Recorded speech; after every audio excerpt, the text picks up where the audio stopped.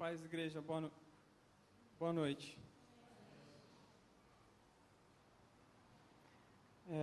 Vocês podem abrir a Bíblia de vocês, por favor, na carta aos Efésios.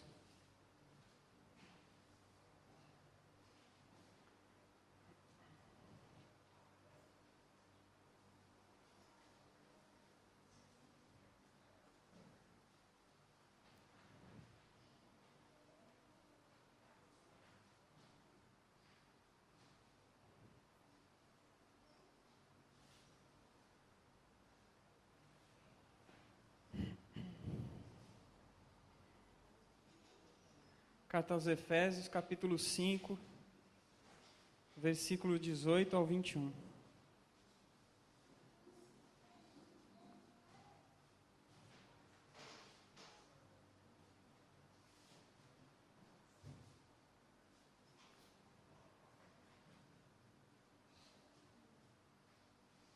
Diz assim: E não vos embriagueis com vinho, em que há contenda, mas enchei-vos do Espírito, falando entre vós com salmos e hinos e cânticos espirituais, cantando e salmodiando ao Senhor no vosso coração, dando sempre graças por tudo a nosso Deus e Pai, em nome de nosso Senhor Jesus Cristo, sujeitando-vos uns aos outros no temor de Deus. Pode se sentar.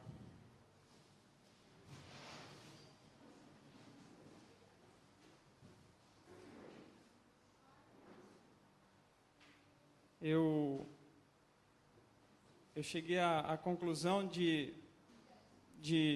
já que a gente está na temática da santificação, falar sobre o Espírito Santo. E nessa palavra aqui, nessa nossa conversa, eu espero pelo menos conseguir deixar claro o que significa ser cheio do Espírito Santo, como se encher do Espírito Santo, e alguns resultados desse preenchimento do Espírito Santo. Para começar, a gente vê aqui a primeira pergunta, que eu vou tentar responder. Ela é ligeiramente óbvia, mas nem tanto.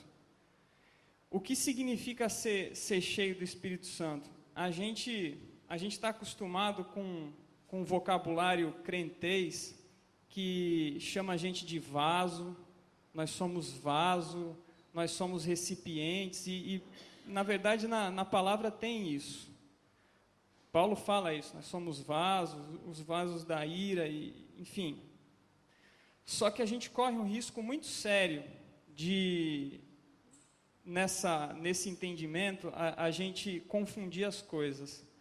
Porque o Espírito Santo, ele não é uma força que te enche, o Espírito Santo, ele não é um líquido que te preenche como se você fosse um recipiente, o Espírito Santo não é nada que te encha de alguma forma como se você fosse um recipiente. E o que é o Espírito Santo? O Espírito Santo é a terceira pessoa da Trindade, ele é uma pessoa. Ele é uma pessoa que tem mente, que tem opiniões, que tem qualidades, ele que te conhece, ele acaba te convencendo da verdade, da justiça, do juízo, ele é que te traz o arrependimento. O Espírito Santo é uma pessoa. E por que é importante a gente fazer essa definição clara? Porque se você, de alguma forma, achar que o Espírito Santo ele é uma força que cai e te enche de alguma forma, você pode correr o risco de achar que você é superior ao Espírito, que você de alguma forma tem algum controle sobre o Espírito Santo, se ele for um líquido. E a gente não tem controle nenhum sobre o Espírito Santo, muito pelo contrário, nós somos menores do que o Espírito Santo. Ele nos controla. E isso fica muito claro aqui, logo nesse primeiro versículo, no versículo 18. Quando Paulo aqui fala: e não vos embriagueis com vinho em que há dissolução ou contenda, mas enchei-vos do Espírito. E o que a gente vê aqui que talvez tenha confundido muitos pregadores aí hoje em dia, de forma que eles tenham essa ideia desvirtuada ou errada a respeito do Espírito, como se fosse uma força, ou como se fosse um líquido, que eles tivessem algum controle. A gente vê hoje, por exemplo, cultos de cura. As pessoas, elas marcam, é como os pastores marcam um culto para determinar a cura. O Espírito Santo, ele não marca a hora para curar, para libertar ninguém. O Espírito Santo, Filipe batizou um cara andando numa poça de água, indo para Samaria. Não existe hora marcada, você não tem esse controle sobre o Espírito te controla. E aí vocês veem coisas como paletó ungido, você vê como a cusparada ungida, você vê esse tipo de aberrações, e que são cada vez mais frequentes. Então, o Espírito Santo é uma pessoa, ele que nos controla. E quando Paulo faz esse contraste, faz essa definição, logo nesse primeiro versículo, ele fala: não vos embriagueis com vinho, em que há contenda, mas enchei-vos do Espírito, é porque ele vê alguma similaridade entre o vinho e o Espírito Santo. O vinho, ele controla o ser humano, tanto quanto, ele pode controlar o ser humano, tanto quanto o Espírito. Quanto mais cheio de vinho, quanto mais cheio de álcool, na verdade, mais descontrolada é a pessoa. A gente sabe que quanto mais cheia de vinho a pessoa, mais uma vida dissoluta, uma vida desgastada. É como se a pessoa desperdiçasse a vida dela com o vinho. Pelo contrário, uma vida cheia do Espírito é uma vida completamente útil, é uma vida que não se desgasta, é uma vida que tem utilidade. E uma vida cheia do Espírito, então, o Paulo conseguiu contrastar essas coisas, porque ele viu que o Espírito Santo, além de nos controlar, de nos trazer mais controle, ele domina a nossa vida. Não é à toa que um dos frutos do Espírito é o domínio próprio. Na verdade, a gente percebe que quanto mais cheio do Espírito, e por falar em Espírito eu quero fazer um parênteses aqui. Quando Paulo fala aqui, enchei-vos do Espírito, ele fala Espírito, ele não fala Espírito Santo. Por que Paulo usa Espírito só, ele não fala Espírito Santo? A gente sabe que está implícito aqui que é o Espírito Santo, certo? Espírito aqui não é a mesma palavra que em grego que designa Espírito para Espírito Santo, também designa Espírito do homem, espírito da nossa alma, e espíritos imundos, espíritos demoníacos. E quando Paulo aqui, porventura ele não fala Espírito Santo, mas quando Paulo qualifica Espírito Santo, ele está justamente mostrando qual a principal marca do Espírito na pessoa. Se o Espírito é a terceira pessoa da Trindade, e a gente sabe que Deus é santo, a maior qualidade do Espírito é santo. Então, a pessoa que está cheia do Espírito Santo, a pessoa está santa. Ela está andando em santidade. E essa é outra coisa que a gente confunde muito. Uma pessoa cheia do Espírito Santo, ela não necessariamente vai estar pulando, não necessariamente ela vai estar profetizando, não necessariamente ela vai estar fazendo grandes coisas. Ela pode estar quieta, sendo santa. Como nos bancos da igreja, a gente sabe muito bem que tem adorador melhor num banco, na membresia, do que no próprio ministério de louvor. Às vezes quietinho. Deus, lá em Gênesis 1:27, Ele não fez a gente humano simplesmente por capricho dele. O Espírito de Deus, ele nos capacita e nos humaniza cada vez mais. E é interessante que Deus ele nos torne cada vez mais humanos, porque Deus ele não vai exaltar ninguém. Deus ele nunca exaltou ninguém, muito pelo contrário, ele escolheu pessoas improváveis, ele pensou pessoas como Gideão, como o próprio povo de Israel, que era um povo insignificante, no meio de todos aqueles gigantes, da Assíria, Babilônia. Deus ele pinça esse povo, e ele pela presença de Deus, pela presença do Espírito, esses homens comuns, ordinários significa comuns, eles, aí sim, eles mostram o valor de Deus na vida deles. E eu estou falando tudo isso para deixar bem claro que o fruto do Espírito Santo em nós nos torna cada vez mais humanos. Humanos como Jesus foi, a ponto de, talvez num dos menores versículos da Bíblia, aparecer lá, e Jesus chorou. Quando ele recebe a notícia de Lázaro morto. Jesus, ele poderia ter feito a unção da lagartixa, ele poderia ter rodado o peão, mas ele chorou. E a gente vê que esse Deus que se sujeitou à condição humana, ele tinha prazer no ser humano, ele tem prazer em que nós sejamos humanos.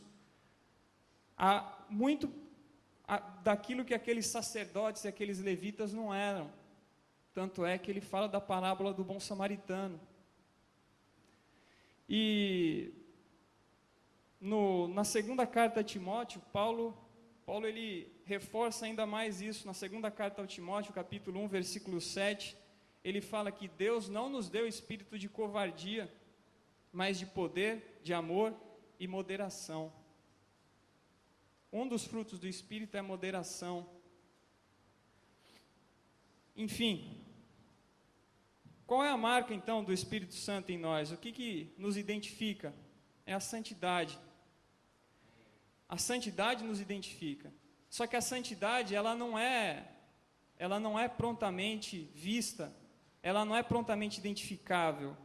O santo não é aquele que está fazendo malabarismo no culto da igreja, mas ele faz malabarismo lá fora.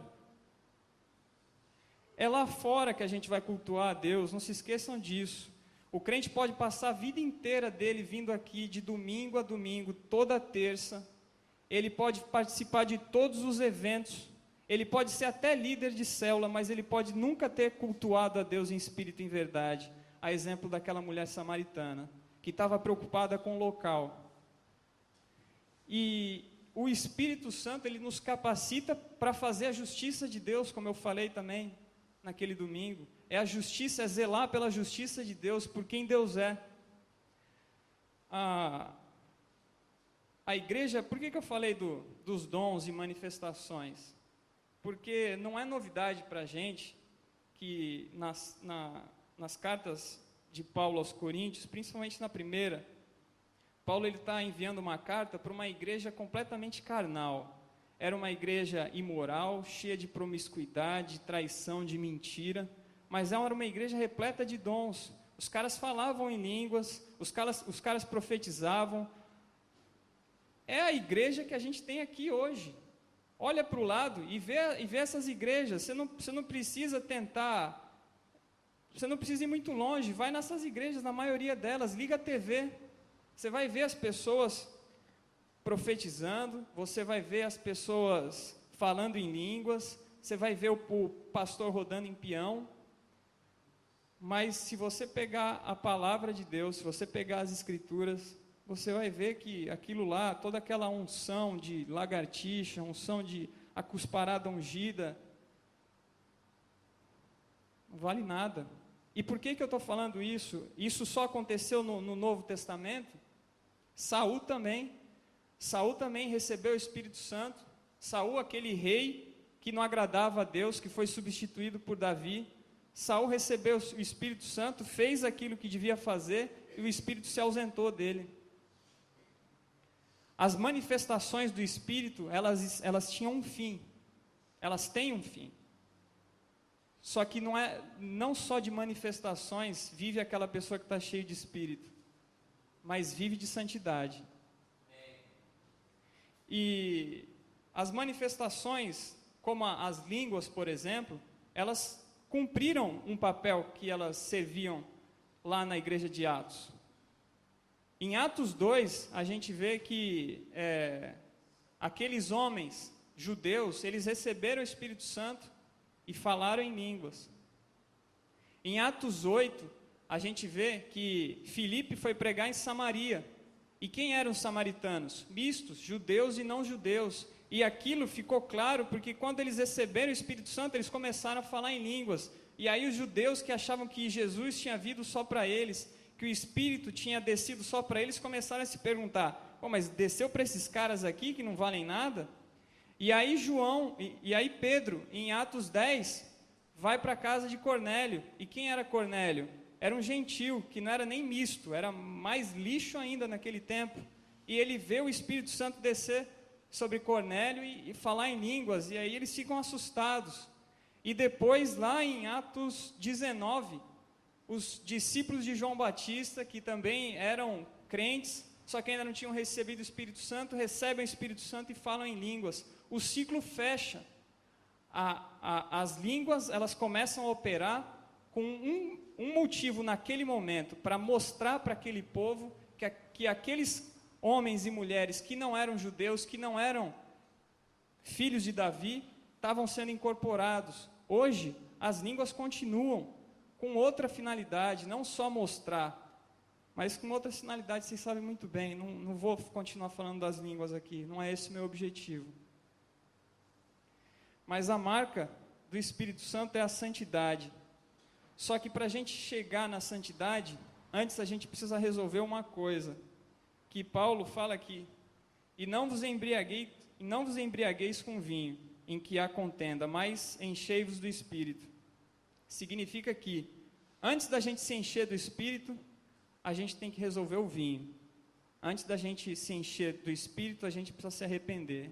Antes da gente se encher do Espírito, a gente precisa resolver o problema do álcool. Mas, talvez, com fé em Deus, nenhum de nós aqui tenha problema com álcool. Mas, muitos de nós aqui, talvez, tenhamos problema com pornografia, com masturbação, com cocaína, com crack, com prostituição, e assim por diante, com mentira, com avareza, com ira. E aqui você substitui as palavras. E não vos embriagueis com ira, com prostituição, com masturbação. Você substitui aqui o que te cabe, mas enchei-vos do Espírito. Porque senão, se a gente continuar como as igrejas hoje em dia, buscando só a glória do Espírito, se a gente quiser só buscar o sobrenatural, a gente vai acabar virando uma igreja superficial. É isso que acontece com quem só busca o sobrenatural e esquece de se aprofundar na palavra de Deus. Na verdade, os dois se complementam. A gente vai ver, na verdade, vamos ver agora. Abra a Bíblia de vocês também, Colossenses 3, por favor.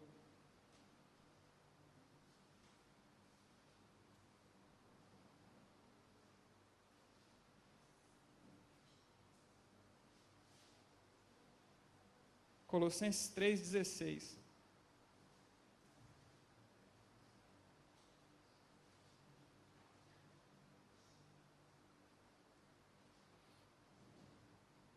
A gente acabou de ler esses versículos de 18 a 21, e no versículo 16 de Colossenses 3 diz assim: habite ricamente em vocês a palavra de Cristo, ensinem e aconselhem-se uns aos outros com toda a sabedoria, e cantem salmos, hinos e cânticos espirituais com gratidão a Deus em seu coração. Esse versículo aqui, se você continuar, esse versículo aqui de Colossenses 3, ele é um resumo daquilo que está falando aqui em Efésios 5, 18, que vai prolongando, que é muito mais desenvolvido. Essas duas cartas aqui, Efésios e Colossenses, são cartas irmãs, são cartas gêmeas. Paulo escreveu quando estava na prisão, duas cartas, e uma seguida da outra. E quando Paulo fala aqui em Efésios, enchei-vos do Espírito, a associação aqui em Colossenses 3, que é uma carta gêmea, habite ricamente em vocês a palavra de Cristo. Paulo, ele associa a se encher do Espírito com se encher da palavra.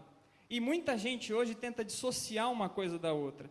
tenta viver a plenitude do Espírito, o sobrenatural do Espírito, sem estar arraizado na palavra. E é por isso que essas pessoas não ficam. É por isso que essas pessoas não permanecem. Porque elas reconhecem o Espírito que é bom, que dá o sobrenatural. É como aquele cara que estava lá perseguindo o Filipe, querendo que, quando viu Pedro colocar a mão e derramar o Espírito, o cara queria pagar por aquilo. As pessoas estão buscando isso. E isso fica muito claro para a gente. Se você só quiser buscar, então, o sobrenatural, se você não se debruçar sobre o estudo da palavra, você vai viver uma fé esotérica, mística, superficial.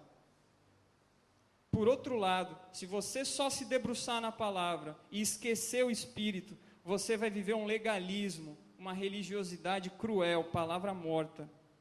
Não dá para dissociar as duas coisas. Não dá para você buscar só a palavra e esquecer disso.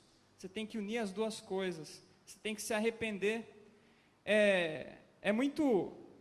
Eu quero abrir só mais. Vocês podem ficar aí com a Bíblia de vocês fechada. Eu vou abrir aqui em Isaías, capítulo 6. Porque Isaías, capítulo 6, para mim, é um dos melhores exemplos de um cara muito parecido com qualquer um de nós que recebe um chamado. Eu vou ler aqui do 1 a 8. Toda essa marca da santidade, como se manifesta nos versículos de 1 a 8 na vida de Isaías. Diz assim: no ano em que o rei Uzias morreu, eu vi o Senhor assentado num trono, alto e exaltado, e a aba de sua veste enchia o templo. Acima dele estavam serafins, cada um deles tinha 6 asas. Com 2 cobriam o rosto, com 2 cobriam os pés, e com 2 voavam. E proclamavam uns aos outros: Santo, Santo, Santo é o Senhor dos exércitos. A terra inteira está cheia da sua glória. Ao som das suas vozes, os batentes das portas tremeram, e o templo ficou cheio de fumaça. Então gritei: ai de mim, estou perdido, pois sou um homem de lábios impuros, e vivo no meio de um povo de lábios impuros. Os meus olhos viram o Rei, o Senhor dos exércitos. Logo um dos serafins voou até mim, trazendo uma brasa viva que havia tirado do altar com uma tenaz. Com ela tocou a minha boca e disse: veja, isso tocou os seus lábios. Por isso a sua culpa será removida, e o seu pecado será perdoado. Então ouvi a voz do Senhor conclamando: quem enviarei? Quem irá por nós? E eu respondi: eis-me aqui, envia-me. Aqui a gente vê todos os passos de um homem impuro, de um homem nascido com inclinação ao pecado e com profunda convicção de pecado. E é justamente isso, talvez, que falte nos nossos dias. Eu estou lendo um livro que fala, alguns teólogos, alguns pastores, aquele livro Paixão pelas Almas, há não muito tempo atrás, os homens e mulheres no culto caíam, gemiam de dor. Os grandes avivamentos nasceram com a proclamação da palavra. A palavra, o ensino da palavra, foi para isso que o sacerdote foi eleito. Um dos maiores deveres do sacerdote era instruir o povo na palavra. Mas o sacerdote hoje talvez seja a maior pedra de tropeço. Eu fico pensando, quando Jesus foi chamado pelo Espírito Santo para ir no deserto, ele jejuou 40 dias e 40 noites, e aí o diabão chegou para ele e ofereceu, e aí ele falava: está escrito, eu não vou fazer isso porque está escrito. Aí eu fico pensando nos nossos dias, o Espírito Santo te leva para o deserto, e aí a gente vai chegar, vai encontrar o diabão vai virar para a nossa cara: ó, toma. Aí você vai falar: está escrito. O diabão vai virar para você e vai falar: está escrito o quê? Porque muitas vezes a gente não tem a palavra no coração. A gente não tem a palavra. A gente vai se defender como?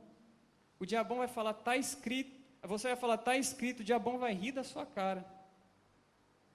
Porque você conheceu um Deus superficial. Porque você não conheceu o Deus das Escrituras. E se você não conheceu o Deus das Escrituras, você está indo para a igreja adorar quem? Se você não conhecer o Deus da palavra, se você não conhece o Deus da palavra, Que Deus você está vindo aqui cultuar? Que Deus que você está servindo?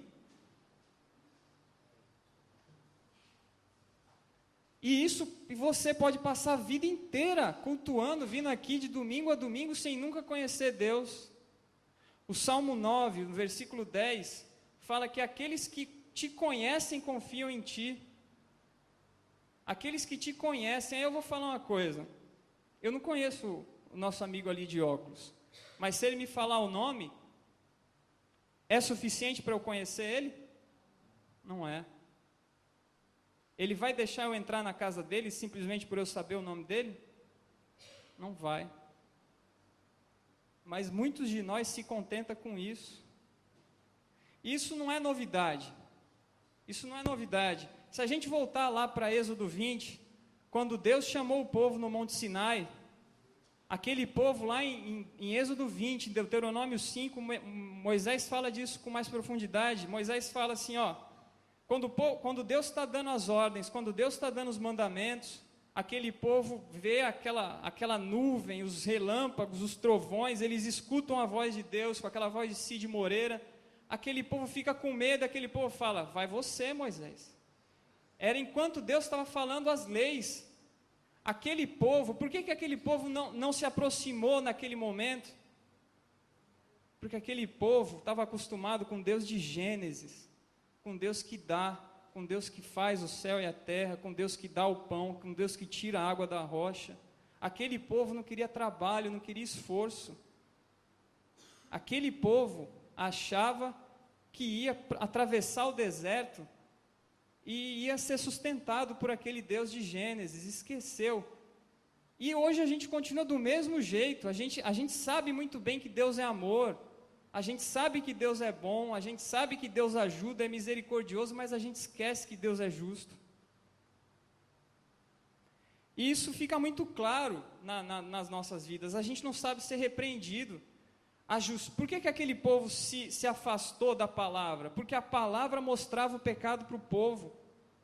E aí eu te pergunto, se o seu irmão que está aí do seu lado, falar o seu pecado, falar para você na sua cara o seu pecado, você não vai fazer que nem Adão? Vai colocar a flor de bananeira na sua frente? E eu fico me perguntando, e se Adão simplesmente tivesse falado, desculpa Deus, eu errei, se tivesse assumido o seu erro, mas a gente constantemente foge, a gente não está acostumado a ser repreendido, a gente não está acostumado a ser corrigido, e na segunda carta de Paulo a Timóteo, capítulo 3, versículo 16 e 17, ele fala que toda a escritura, vou ler aqui para vocês que eu gosto muito dessa parte, toda a escritura é inspirada por Deus e útil para o ensino, e olha só quantas vezes ele fala termos de repreensão, de correção. Para repreensão, para correção e para instrução na justiça. Paulo deixa tão claro como nós somos inclinados a fazer a coisa errada, que ele fala que a Bíblia, que a palavra de Deus, ela serve para isso, para te corrigir, porque naturalmente você vai andar fora de eixo. E se você não conhecer o Deus da palavra, você vai ficar caminhando, guiando quem? Guiando quem? Como cego que Jesus fala, como tateando como cego.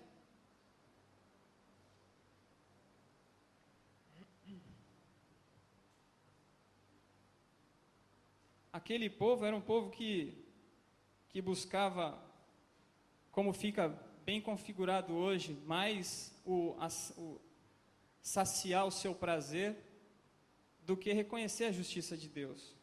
E eu volto para Isaías. Isaías é que diz isso. Eu só estou... Isaías capítulo 30, versículos 9 a 11. Diz assim: esse povo é rebelde, são filhos mentirosos, filhos que não querem saber da instrução do Senhor. Eles dizem aos videntes, não tenham mais visões, e aos profetas, não nos revelem o que é certo. Falem-nos coisas agradáveis, profetizem ilusões. Era isso que aquele povo queria. E é isso que muitos de nós quer. A gente quer se aproximar de um Deus de Gênesis.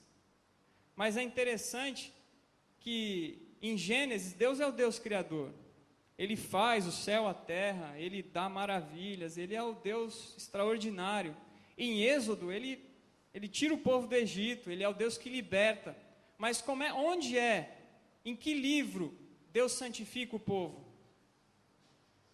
É no livro seguinte, é em Levítico. E o que significa, o que a gente tem em Levítico?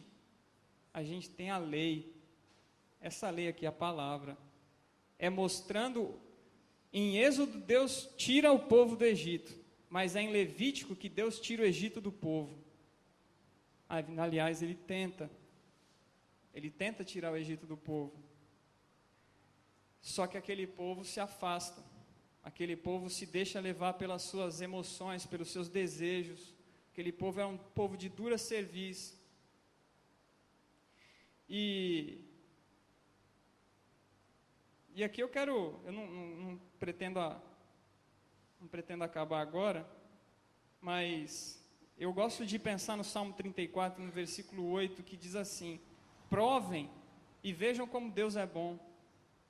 Na verdade, eu faço aqui hoje um desafio para vocês, um desafio de ler a Bíblia. Provem, não no sentido de provar se Deus existe, mas provem como Deus é bom. Provem como Deus tem muito mais a ensinar para quem se debruçar sobre Ele, para quem não quer só alegoria de Deus, para quem quer mergulhar em águas profundas. Peixe grande está em água profunda,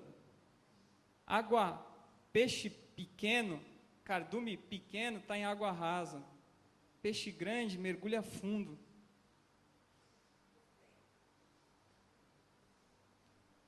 E como a gente se enche do Espírito? Aqui é a parte que eu mais gosto. Encher-se do Espírito não é uma sugestão, encher-se do Espírito não é uma dica, encher-se do Espírito é uma ordem que Paulo dá. Encha-se do Espírito. E é interessante que, se eu entrasse aqui nessa igreja hoje, bêbado, com certeza eu teria sido disciplinado, com certeza eu teria sido reprovado por todos vocês. Mas, da mesma forma, aqui no mesmo versículo a ordem continua: mas encha-se, enchei-vos do Espírito. Mas, se eu entrar sem o Espírito Santo aqui, quantos de nós, aliás, não entramos sem o Espírito Santo? A gente não entra bêbado, mas a gente muitas vezes entra sem o Espírito Santo. Muitas vezes a gente deixa o Espírito Santo, sei lá, muito longe da gente. E a gente continua aqui. E a gente é capaz de levar uma vida inteira achando que está cultuando a Deus dessa forma. Porque a primeira fome da santidade, a santidade não aparece do nada. Primeiro ato de santidade é reconhecer quem você é conhecer a palavra, porque é a palavra que vai fazer você chorar no culto, a palavra que vai você virar homem, a palavra que vai fazer você virar mulher. Só que a gente vive muito tomando leite, como diz lá o autor de Hebreus, no capítulo 5, a gente vive muito postergando, adiando a nossa maturidade, a gente vive muito tomando leitinho. A gente vai para a célula, recebe uma palavra superficial e se acomoda. A gente vem para o culto, o pastor lança a palavra, você toma o leite, vai para casa e esquece. Você vai para o encontro, volta para cá e esquece. Você não anda. O tempo todo precisa servir leite para você. O tempo todo é superficial. E muitas vezes a fala aqui você não entende nada porque não mergulha, porque não estuda. Calvino falava que para você ler a palavra, para você ler a palavra, você precisa orar e estudar. Isso, e fora do nosso meio eclesiástico aqui, do nosso meio da igreja, os grandes gênios, Einstein, Newton, esses caras todos aí que vocês já devem ter ouvido falar, a genialidade deles não era hereditária. Esses caras, eles ralavam. Einstein chegou a falar que a minha genialidade é 99% transpiração e 1% inspiração. Isso significa que a genialidade daquele cara era à custa de muito esforço. Mas a gente se contenta em chegar nos cultos, em chegar onde quer que vá, e aquela palavrinha medíocre. E aí o teu discípulo, a tua discípula, a tua mãe, ou o teu pai, a pessoa que está do teu lado, você vai falar com boca mole, e aí o demônio vai rir da tua cara. Vai falar, está escrito o quê? Você não tem a palavra no coração. Salmo 119 fala o tempo todo disso. Quando a gente fala de disciplinar a bebedice, é porque a gente precisa disciplinar, a gente precisa se arrepender, a gente precisa voltar. Na verdade, é tão radical disciplinar a bebedice quanto disciplinar a falta do Espírito Santo. E é isso que Jesus fala para Nicodemos. Cara, você precisa ser tão radical que você precisa nascer de novo. Você precisa nascer de novo. E ele está falando isso para um cara entendido, ou para um cara que se achava entendido. Você precisa nascer de novo, mudar sua maneira de pensar, mudar suas atitudes. Não adianta você querer você se inspirar no pastor, ou se inspirar na Carmen, ou se inspirar na pastora. Não adianta se as suas atitudes não colaborarem, não cooperarem. Essas pessoas não são o que são simplesmente porque alguém colocou a mão em cima delas. Não é assim. E em Atos 19, a gente lê lá que quando Paulo esteve lá, ele fez milagres extraordinários. Para a gente ter ideia, o avental, o lenço de Paulo fazia curas e milagres extraordinários. É o termo que a Bíblia usa. Nenhuma outra parte do Novo Testamento é usado esse termo extraordinários. Mas depois 5 anos depois que Paulo esteve lá em Éfeso, em Atos 19, Paulo escreve, preso em Roma, essa carta de Efésios. E aí ele fala aqui no versículo 19, enchei-vos do Espírito. É interessante que quando Paulo estava lá em Atos 19, essa igreja nasceu sobre um avivamento. Ela via coisas espetaculares. A roupa de Paulo curava, fazia milagres. E aqui, 5 anos depois, na carta aos Efésios, Paulo, preso em Roma, escreve essa carta falando: vocês precisam se encher do Espírito. Sabe o que significa isso? Significa que a gente não pode viver do passado. Significa que as nossas experiências a cada dia precisam ser renovadas com Deus. Se você passou no encontro, se você amou a Deus, isso não pode ser uma experiência passada, alguma coisa que aconteceu. Você precisa fazer isso de novo. E quando ele fala isso, ele deixa bem claro em Efésios 4, 22, eu vou abrir a minha Bíblia, se você quiser abra a sua. Ele deixa muito claro como é que ele vai fazer isso. Efésios 4, 22, eu vou ler até o versículo 24. E ele trata da santificação de uma maneira bem simples. Ele fala assim: quanto à antiga maneira de viver, vocês foram ensinados a despir-se do velho homem, que se corrompe por desejos enganosos, e serem renovados no modo de pensar, e a revestir-se do novo homem, criado para ser semelhante a Deus em justiça e em santidade, provenientes da verdade. Paulo deixa bem claro 2 coisas aqui. Não adianta só você se ausentar do pecado. Eu não estou mais pecando. Mas agora, em substituição à sua ausência de pecado, você precisa começar a fazer a coisa certa. Não adianta só eu não me masturbar mais. Eu preciso ir para a igreja. Não adianta mais eu não falar mentira. Eu preciso falar a verdade. As 2 coisas andam juntas. E ele continua aqui, portanto, cada um de vocês deve abandonar a mentira e falar a verdade ao seu próximo, pois todos somos membros de um mesmo corpo. E ele continua. ele vai aqui, vai longe, até o capítulo 5, versículo 17, ele segue isso aqui. E é interessante a motivação que Paulo deixa para a gente largar dos vícios e fazer o novo. E a motivação que eu quero ler para vocês, está lá em Colossenses, não precisa abrir a Bíblia de vocês não. Colossenses 3, do versículo 3 a 5, diz assim, ó: pois vocês morreram, e agora a sua vida está escondida com Cristo em Deus. Quando o Cristo que é a sua vida for manifestado, então vocês também serão manifestados com Ele em glória. Assim façam morrer tudo que pertence à natureza terrena de vocês, imoralidade sexual, impureza, paixão, desejos maus e a ganância, que é a idolatria. E Paulo deixa uma coisa aqui muito sutil, muito leve. Quero que vocês percebam que ele começa no versículo 3 falando assim, pois vocês morreram. E no versículo 5 ele fala assim, então façam morrer. E é justamente aqui que está talvez a doutrina, a nossa maior doutrina da fé, a doutrina da graça.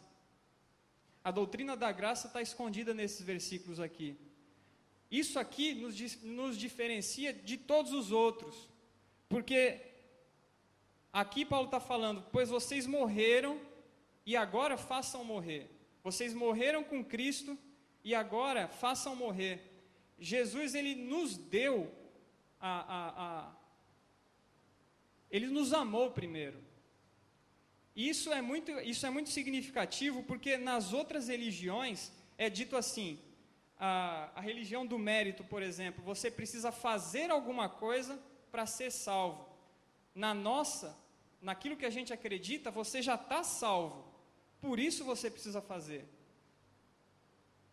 Você já está salvo, não importa aonde você pisou, não importa o que você fez, você já está salvo. Agora faça, toma vergonha na sua cara e faça. É isso que Paulo está falando aqui. Vocês não mereciam, vocês estavam mortos para os pecados de vocês, que é o que ele diz em Efésios 2. Éramos merecedores da ira, mas Jesus morreu. Ele já deu, ele já concedeu o favor. Agora faça. Essa aqui, e é por isso, e é por talvez não entender a doutrina da graça, que a gente não consegue defender a nossa fé. A gente não tem maturidade para defender a nossa fé. Não que a nossa fé precise ser defendida, mas às vezes se entrar um espírita na sua célula, se entrar um testemunha de Jeová, se entrar um católico, você não sabe defender a sua fé. Você fica gaguejando, você fica tremendo, você não consegue, porque você não tem a palavra, você não conhece a doutrina. Eu não estou chamando ninguém para ser teólogo. Jesus falou, apacenta as minhas ovelhas. Não chamou ninguém, vai para a faculdade, senta lá, 5 anos, faz mais 5. Jesus não chamou ninguém para ser teólogo. A base para a gente conseguir dizer não a esses apelos do mundo é o esforço do próprio cristão na união com Cristo. E como é que a gente vai identificar quem está cheio do Espírito? Quais são os passos para a gente identificar quem está cheio do Espírito? São os meios da graça, que Paulo fala em seguida. Ele fala, é como se ele estivesse falando aqui no versículo 19, 20 e 21. Você pergunta para Paulo, mas Paulo, como é que eu vou me encher do Espírito? Aí ele fala, falando entre vocês com salmos, hinos e cânticos espirituais, cantando e salmodiando ao Senhor no vosso coração, dando sempre graças a Deus por tudo a nosso Deus e Pai, e sujeitando-vos uns aos outros. Você vê que em todos esses aqui existe um apelo à comunidade. Ninguém pode se encher do Espírito estando sozinho.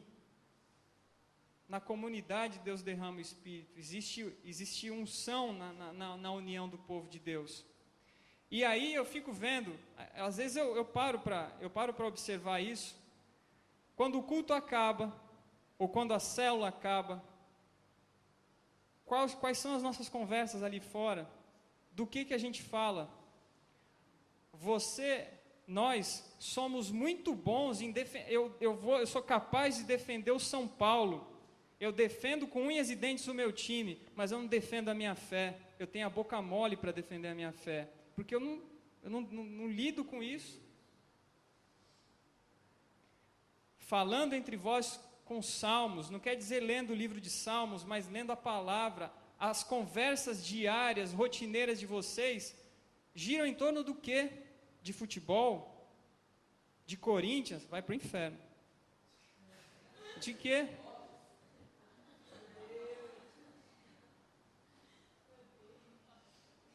Dando sempre graças.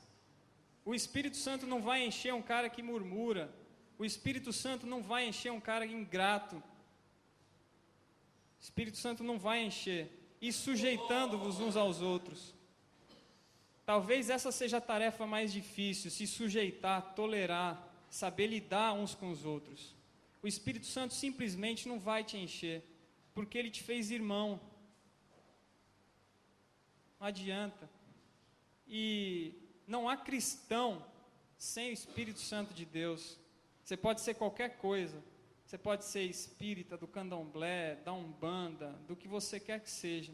Mas sem o Espírito Santo de Deus, você não é nada. Um culto sem o Espírito Santo de Deus é um culto frio. São pessoas frias, que de alguma forma fazem alguma coisa pelo esforço humano. E aqui, se eu quisesse continuar, eu poderia. Porque na minha Bíblia, talvez na Bíblia de vocês aqui, o cara que escreveu, ele dividiu esse trecho aqui do versículo 21 para o 22 em os deveres domésticos. Mas quando Paulo escreveu essa carta aqui, não tinha os deveres domésticos. Continua, o versículo 21 aqui continua, sujeitando-vos uns aos outros no temor de Deus. Como? Mulheres sujeitando ao seu marido. Isso aqui, esse subtítulo, quem colocou aqui não foi Paulo. Foi alguém que traduziu essa Bíblia aqui e de alguma forma achou que se encaixava aqui. Mas a maneira que nós nos comportamos, então, o homem se comporta com a sua mulher e a sua esposa com o seu marido, também é o meio de se encher do Espírito. Continua aqui do versículo 23 em diante, até o capítulo 6 aqui, ele continua falando de meios de se encher do Espírito. E o que significa isso? Significa que Paulo está falando o seguinte: se você é cheio do Espírito, como é que é o seu relacionamento com a sua esposa? Se você é cheio do Espírito, como é que você se relaciona com o seu marido? É isso que ele está falando aqui no versículo 22. Eu não vou detalhar aqui não, mas eu vou falar os 3 aqui que ele fala. E aí depois ele vai falar no versículo,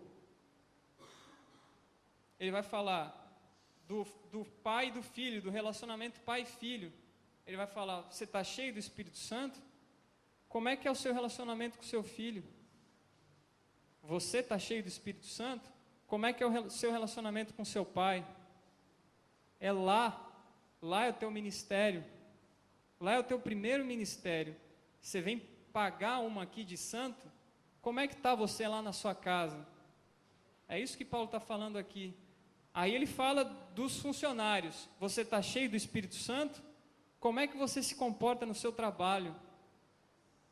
Como é que o seu chefe, qual o testemunho que o teu chefe tem de você? O que você fala do seu chefe? É isso que Paulo está falando aqui.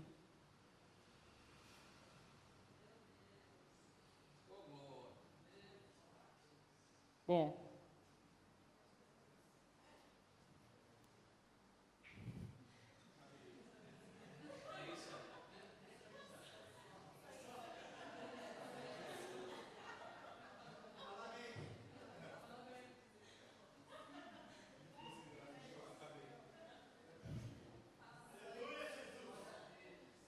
eu vou deixar para concluir aqui. Na carta de Paulo aos Coríntios, primeira carta de Paulo aos Coríntios, no capítulo 10, no versículo 31, Paulo fala assim: assim, quer vocês comam, quer vocês bebam ou façam qualquer outra coisa, façam tudo para a glória de Deus. Não existe coisa que você faça, é claro, a não ser encher a cara de álcool ou coisas desse tipo, que não, pelo menos para nós, não deveriam haver coisas que não fossem feitas para a glória de Deus. O seu relacionamento com seu marido, o seu relacionamento com a sua esposa, o seu relacionamento de funcionário e chefe, o seu relacionamento com seu amigo, se você tem o Espírito Santo, é aí que você vai provar. Se você entendeu a mensagem, eu resisto muito a fazer esse tipo de apelo, mas é só você olhar para o lado e você vai ver como tem algumas pessoas que não estão do nosso lado, que já saíram daqui da igreja. Essas pessoas, elas saíram da igreja porque elas não conheceram Deus. Porque quem conhece Deus, vai confiar em Deus, confia nas promessas de Deus. Eu estava falando na nossa aula, na escola de líderes, e eu perguntei para eles, o que é pecado para vocês? E aí o André falou, pecado é erro.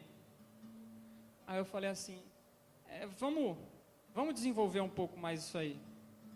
Se você encarar simplesmente como sendo o erro, o pecado, você pode cair no erro de menosprezar muito o que é pecado. Porque pecado é simplesmente você falar para um Deus que tenta falar com a gente há mais de 4.000 anos, que tem o caráter imutável, que te ama, que deu seu filho para você.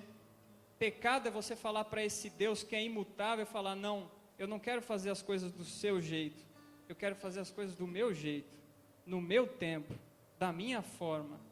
Você entende o que é pecado? Pecado é você falar para um Deus de amor, para um Deus de 4.000 anos, imutável, que é coerente com o que falou lá atrás e continua falando hoje. Pecado é você falar para esse Deus, não, do seu jeito não serve para mim, eu faço as coisas do meu jeito. Isso é pecado. E é por isso que essas pessoas talvez não estejam aqui, porque elas se convenceram com a mensagem que o mundo prega, que Deus é bom, e não foram além, não conheceram que Deus é justo. Elas se convenceram, mas não se converteram. Elas não se converteram todo dia. E se você não se converteu, o altar está aberto.